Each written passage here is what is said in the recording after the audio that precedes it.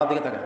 হুযায়ফা রাদিয়াল্লাহু তাআলা আনহু হইতে বর্ণিত, তিনি বলেন, আমি নবীজির কাছে গেলাম, তার বুকের সাথে আমার বুক লাগাইলাম,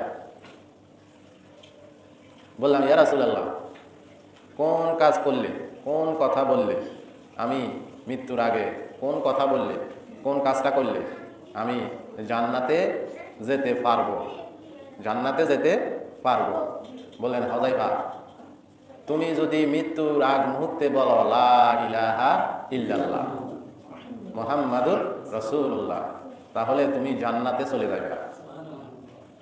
তুমি যদি সিয়াম পালন করো, সিয়াম পালন করার পরে যদি তুমি মৃত্যুবরণ করো, তাহলে তুমি জান্নাতে যাবে।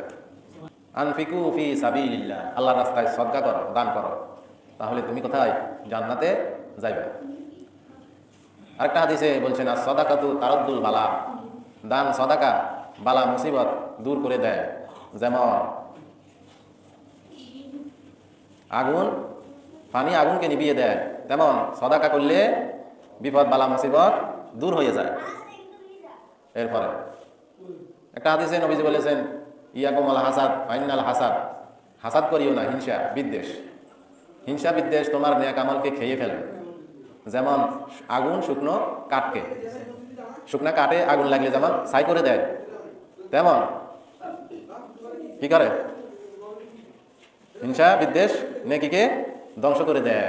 হাই হাই, তো কি লাভ? এত কষ্ট কি লাভ? এই মসজিদ, নামাজ, রোজা, হজ, এত কিছু কি লাভ যদি আমাদের এগুলো আমরা পরিষ্কার না করি? কত? 8। হযরত সাহাল ইবনে সাদ রাদিয়াল্লাহু তাআলা আনহু হইতে বর্ণিত, তিনি বলেন, রাসূল সাল্লাল্লাহু আলাইহি সাল্লাম বলেছেন, যারা রোজা রাখবে তাদের জন্য জান্নাতে যাওয়ার জন্য স্পেশাল একটা গেট, দরজা থাকবে। সেই দরজা দিয়ে ওই রোজা যেই ব্যক্তি রেখেছে সেই ব্যক্তি প্রবেশ করবে। যারা রোজা রেখেছে তারা প্রবেশ করার পরে ওই দরজা বন্ধ করে দেওয়া হবে, আর কখনো ওই দরজা খোলা হবে না। বিশিষ্ট মেহমান, ফেরেশতারা ঘোষণা দিবে, বিশিষ্ট মেহমান তাদেরকে বলবেন, যারা রোজা রেখেছ, বিশিষ্ট মেহমান যারা, তারা দাঁড়াও, রোজাদার যারা, রাইয়ান নামক দরজা দিয়ে তোমরা জান্নাতে প্রবেশ করো।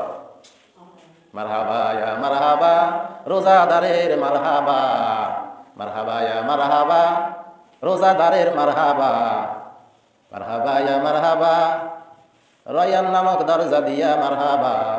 হ্যাঁ, রাইয়ান নামক দরজা দিয়া তোমরা প্রবেশ করো, আনন্দের সাথে জান্নাতে প্রবেশ করো। সুবহানাল্লাহ বলো।